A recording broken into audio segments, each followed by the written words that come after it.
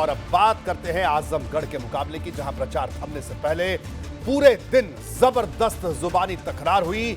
इसके कई रंग थे। पूर्वांचल के इस भिड़ंत का क्लाइमेक्स करीब आते ही सपा, भाजपा और बसपा ने अपने तरकश के सबसे मारक अस्त्रों का इस्तेमाल करने में संकोच नहीं किया। अब सबकी नजर इस बात पर है कि जनता को किसकी मेहनत रास आई।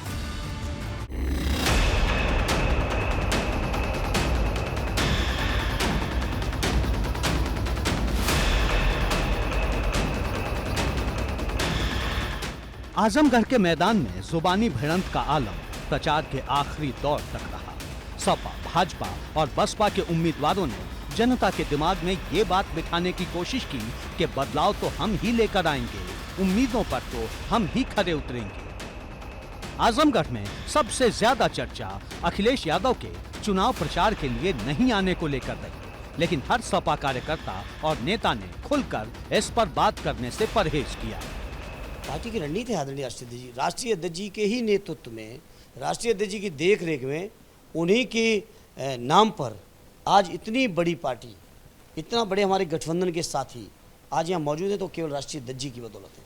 तो वो हमारी पार्टी की अपनी रणनीति है और किसको आना है, कब आना है, नहीं आना है, वो राष्ट्रीय अध्यक्ष जी हमसे ज़्यादा और बेहतर तय कर रहे हैं और उनकी पूरी नज़र आजमगढ़ के चुनाव पे है। उधर भाजपा के नेता दोहराते रहे कि इसके पीछे कुछ और नहीं, सिर्फ अखिलेश के मन का डर है, जो नहीं चाहते कि नतीजे उम्मीद के विपरीत आने पर ठीकरा उनके सिर फूटे। भाजपा के तमाम नेताओं ने सपा को परिवारवाद के मुद्दे पर घेरा। हताशा है, निराशा है। अगर वो जीत के दावे कर रहे हैं तो यहाँ आना चाहिए था, एक बार मुंह दिखाना चाहिए था। आजमगढ़ को मुंह तो दिखाए नहीं। भाजपा की पूरी कोशिश ये बताने की दिखी कि सपा को सिर्फ एक परिवार की भलाई से मतलब है और जनता ऐसी राजनीति को पसंद नहीं करती। के पास कोई नीति एजेंडा नहीं है, उनके पास सिर्फ अपना परिवार है, इसलिए उत्तर प्रदेश की जनता ने उन्हें नकार दिया है।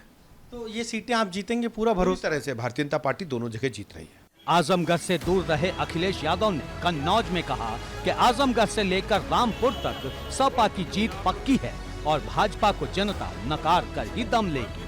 चुनाव दोनों समाजवादी पार्टी जीतने जा रही है, रामपुर का चुनाव भी और आजमगढ़ का चुनाव। आजमगढ़ की जनता पूरी तरीके से समाजवादी पार्टी के साथ खड़ी दिखाई दे रही है। रामपुर की जनता पूरी तरीके से समाजवादी पार्टी के साथ खड़ी दिखाई दे रही।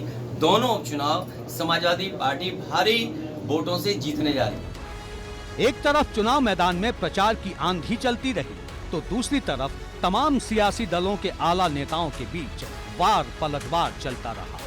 डिप्टी सीएम ब्रजेश पाठक ने एबीपी गंगा से खास बातचीत में कहा कि सपा की गाड़ी पटरी से उतर चुकी है, क्योंकि उनके पास कोई एजेंडा नहीं। समाजवादी पार्टी पूरी तरह से डिरेल हो चुकी है, उनके पास कोई नीति एजेंडा नहीं है। गुंडे, बदमाश, माफिया, लफंगों के साथ उन्होंने सत्ता चलाने का काम किया है। जनता उनसे ऊब चुकी है, कई चुनाव में परास्त हो चुके हैं।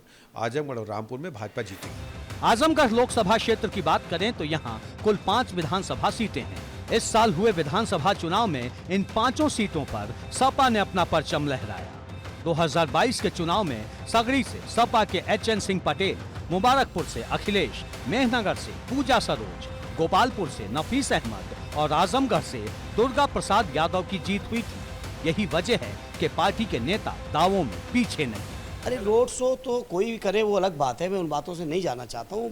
भारी कौन है ये पूरा इतिहास सामने है, कोई नई चीज़ है क्या, और क्यों आप अनभिज्ञ और अनजान बनने की कोशिश कर रहे हैं? अगर बसपा की बात करें तो पार्टी के प्रत्याशी शाह आलम और गुड्डू जमाली भी दावे करने में पीछे नहीं। भरोसा है कि इस बार विजय तिलक तो जनता उन्हीं के माथे पर करेगी। ऐसा है कि वो कोई भी उतरा हो, कोई किसी का भाई हो, कोई कहीं से बिलोंग करता हो, ये चुनाव जमाली ही जीतेगा। नेताओं को जनता से जो कहना था वो कह दिया। अब बारी आम मतदाताओं की है, जो सिर्फ भाषण सुनकर नहीं बल्कि काम देखकर वोट डालते हैं। इसलिए हर दल की धड़कनें तेज हैं। एबीपी गंगा के लिए आजमगढ़ से नीतीश पांडे के साथ ब्यूरो रिपोर्ट। और इस वक्त लखनऊ से हमारे साथ वीरेश पांडे, हमारे ब्यूरो चीफ जुड़े हुए हैं, साथ ही साथ नीतीश कुमार पांडे हमारे साथ आजमगढ़ से जुड़े हुए हैं। वीरेश, आजमगढ़ की जंग को अगर देखा जाए, त्रिकोणीय मुकाबला वहां पर है। और गुड्डू जमाली ने पूरे चुनाव को रोचक बना दिया है। आपने भी वहां पर पूरा दौरा किया, ग्राउंड रिपोर्ट आपने वहां पर की और आखिरी दिन भी यही चीज देखने को मिली। जी वीरेश।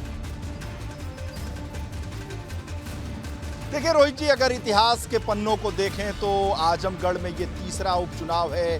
2 उपचुनाव हुए जिसमें दोनों अल्पसंख्यक समुदाय के लोगों ने ही जीता है। ये गुड्डू जमाली भी अल्पसंख्यक समुदाय के हैं। इतिहास के पन्नों से प्रेरणा लेकर उनके अंदर एक आत्मविश्वास का भाव जग रहा है। मोहसिना किदवई जीती थी कांग्रेस से, उसके बाद से अकबर अहमद डंपी जीते थे उपचुनाव में बसपा से, और ये बसपा के कैंडिडेट हैं गुड्डू जमाली। और रामपुर से इतर आजमगढ़ में त्रिकोणीय मुकाबला होने की वजह से आजमगढ़ में समाजवादी पार्टी ने अपनी पूरी ताकत झोंक दी है। यही वजह है कि पार्टी के चाणक्य राम गोपाल यादव वहां कैंप किए हुए हैं। राम गोविंद चौधरी से लेकर ओम प्रकाश सिंह और ओम प्रकाश सिंह से लेकर जो समाजवादी पार्टी के जितने भी मोर्चे हैं, प्रदेश अध्यक्ष हो, आजम खां हो, सिवाय अखिलेश यादव को छोड़ दिया जाए तो पूरी पार्टी आजमगढ़ में कैंप कर रही है। कारण इसका है कि वो राष्ट्रीय अध्यक्ष ने उस सीट को छोड़ा है। समाजवादी पार्टी के सामने बड़ी चुनौती है। रामपुर के बारे में कहा जाता है और समाजवादी पार्टी के नेता कह रहे हैं कि वहां तो आजम ही काफी है, लेकिन आजमगढ़ में ऐसा नहीं है। यहां आजम ही काफी नहीं है, यहां अब्दुल्ला आजम भी आए और आजम खां भी आए तो अबू आसमी भी यहाँ मौजूद हैं जो आजमगढ़ के निवासी हैं, मुंबई के प्रदेश अध्यक्ष हैं समाजवादी पार्टी के, तो उनके साथ साथ राजपाल कश्यप भी हैं और परिवार के, यादव परिवार के सभी लोग वहाँ कैंप किए हुए हैं। धर्मेंद्र यादव समाजवादी पार्टी के पूर्व सांसद और यादव परिवार के बहुत ही यशस्वी नेता भी वहां से चुनाव लड़ रहे हैं, ऐसा समाजवादी पार्टी के कार्यकर्ता कहते हैं। इसलिए ताकत आजमगढ़ झोंक दिया गया है। दोनों उपचुनावों को अगर देखा जाए तो समाजवादी पार्टी बिल्कुल सबसे ज्यादा अपनी शक्ति जो है वो आजमगढ़ में लगाई है और भारतीय जनता पार्टी भी कमतर नहीं है। वहां भी पूर्वांचल के सारे मंत्री झोंक दिए गए हैं, लगा दिए गए हैं। सूर्य प्रताप शाही के नेतृत्व में दयाशंकर सिंह हो, गिरीश यादव हो, चाहे वहां संगठन से संजय राय हो, चाहे और भी वो AK शर्मा हो, पूर्वांचल के सारे विधायकों, तो पूरे पूर्वांचल के विधायकों, जंग बहुत मंत्रियों की जिम्मेदारी बीजेपी ने लगवाई। नीतीश, प्रचार के आखिरी दिन किस तरह से आज देखने को मिली? तीनों तरफ से जो प्रचार की रफ्तार थी कैसी थी? आप दिन भर आज वहां मौजूद रहे ग्राउंड जीरो पर। नीतीश।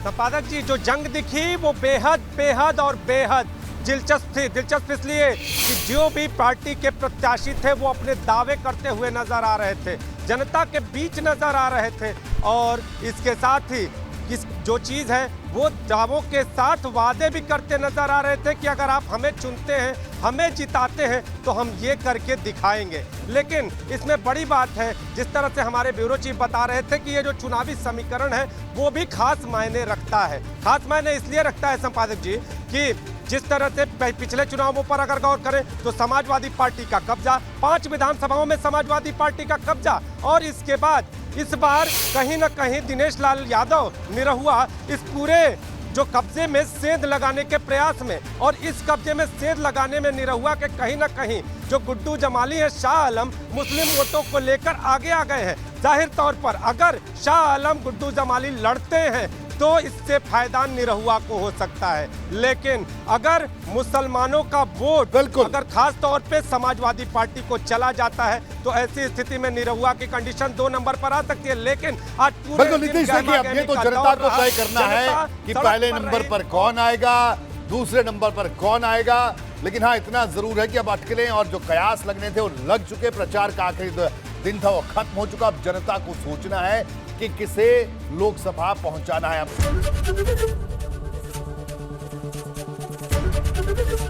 ABP गंगा, खबर आपकी, जुबान आपकी।